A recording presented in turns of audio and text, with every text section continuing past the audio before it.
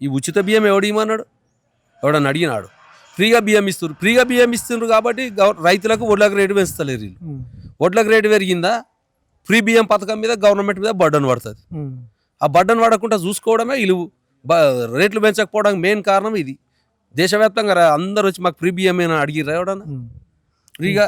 ఇంకోటండి, చీటీ వేలం పాట లెక్కల ఒకరికి మించి ఒకరు డబుల్ యాక్షన్ పాటలు పాడి అధికారం కోసం ఉచిత పథకాలు పెడుతున్నారు. ఈ ఎంతవరకు మంచి?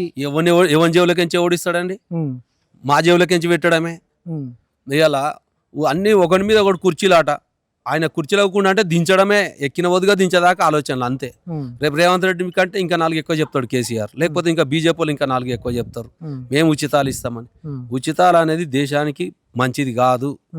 ఈ ఉచిత బియ్యం ఎవడేమన్నాడు? ఎవడన్నా అడిగినాడు?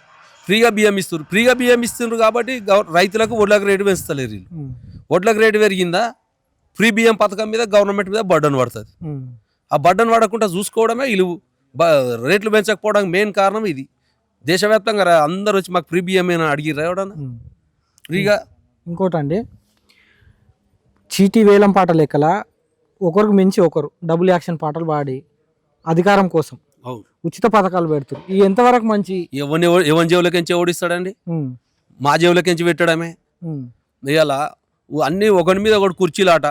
ఆయన కుర్చీలు అవ్వకుండా అంటే దించడమే, ఎక్కిన వదిగా దించేదాకా ఆలోచనలు అంతే.